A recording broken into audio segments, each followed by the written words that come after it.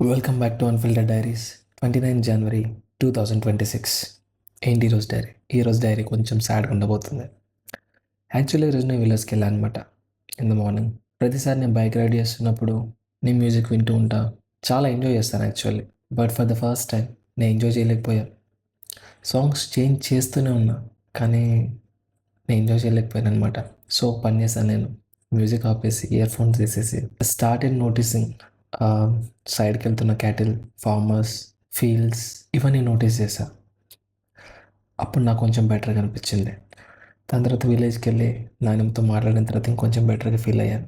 దాని తర్వాత మళ్ళీ రిటర్న్ వస్తున్నప్పుడు దారిలో ఫార్మర్స్తో ఇంటరాక్ట్ అవుతున్నప్పుడు బెటర్గా ఫీల్ అయ్యాను. ఒక పిల్లలు లిఫ్ట్ అడిగితే వాడికి లిఫ్ట్ ఇస్తున్నప్పుడు చాలా బెటర్గా ఫీల్ అయ్యాను. పోస్ట్ ఆఫీస్కి వెళ్ళేటప్పుడు దారి లేక మధ్యలో కొందరిని దారి అడుగుతున్నప్పుడు వాళ్ళు ఎంతో బాగా ఇలా వెళ్ళండి అలా వెళ్ళండి అని చెప్తుంటే అప్పుడు బెటర్గా ఫీల్ అయ్యాను. Interacting with the people makes me better, makes me normal. లేకపోతే నేను ఒక్కడినే ఉంటే పిచ్చోని అయిపోతేనేమో అనిపిస్తుంది అప్పుడప్పుడు. దాని తర్వాత మళ్ళీ ఇంటికి రావడం, చూసారా నా ఐస్ ఎంత రెడ్డిగా ఉన్నాయి.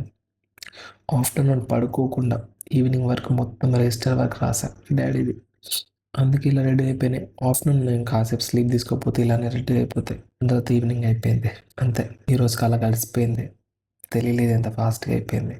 కానీ చాలా కష్టంగా నడిచింది అనమాట.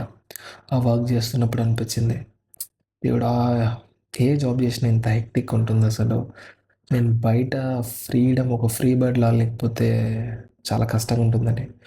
నాకు జాబ్ కానీ 9 to 5లో కానీ నన్ను వేస్తే ఒక కేజ్లో కట్టేసిన ఒక బర్డ్ లాగా ఫీల్ అవుతాను నేను. ఐ వాంట్ టు ఫ్లై, అంతే. చెప్పడానికి పోయిటరీ బాగుంది కానీ ఇది రియాలిటీ వర్కౌట్ కాదనుకోండి. కానీ వర్కౌట్ అవ్వాలంటే ఛాన్సెస్ ఉన్నాయి. హార్డ్ వర్క్ చేయాల్సిందే, తప్పదు. గుడ్ చాకరీ అది చేస్తే తప్ప మన లైఫ్ని మనం మార్చుకోలేం. అది చేసేదాకా, అది మనకు అలవాటు అయ్యేదాకా, దాన్ని మనం యాక్సెప్ట్ చేసేదాకా లైఫ్ మళ్ళీ ఇంకా మళ్ళీ లెసన్స్ చెప్తూనే ఉంటుంది. పాఠాలు గుణపాఠాలు కామన్ అయిపోయినాయి ఇంకా. బట్ విలేజ్కి వెళ్ళి ఎప్పుడైతే వాళ్ళందరితో మాట్లాడినా అప్పుడే నేను బిట్ రిలాక్స్డ్గా ఫీల్ అయ్యాను అనమాట. There is something in the villages, in those fields, in those peoples. ఏదో మ్యాజిక్ ఉంది అండ్ హ్యాపీ చేసేలా, ఒంటరితనాన్ని దూరం చేసే ఫీలింగ్ ఉంది అక్కడ. జస్ట్ కొంచెం తెలివి వాడాలంతే, వాళ్ళతోనే సెట్ అయిపోవచ్చు అని చెప్పా నేను. ఒక తాతయ్యతో బండి మీద వస్తున్నప్పుడు అతను చెప్పా, ఏం చేస్తున్నావు అది ఇది అంటే, మన ఊరికి ఒక డ్రోన్ తెద్దాం అనుకుంటున్నా, పెస్టిసైడ్స్ అవన్నీ కొట్టడానికి తెస్తే డెమాన్స్ట్రేషన్ ఇచ్చి దాన్ని మొత్తం వైరల్ చేస్తా, ప్రతి ఒక్కరు ఆ డ్రోన్ని వాడేలా చేస్తా అని చెప్పిన. అవునా చేయి నువ్వు తీసుకొస్తే, నువ్వు ఒకసారి చేసిన అనుకో అందరు చూసి కావాలని అంటారు, నువ్వు ఫస్ట్ స్టార్ట్ చేయి చాలు అని అన్నారు. లేదు మా ఊళ్ళో అసలు, నేను అదే అనుకుంటున్నాను అనమాట. కొంచెం ప్లాన్ చేసి తీసుకొస్తే సెట్ ఉంటుందని. అది కొంచెం ట్రై చేయాలి.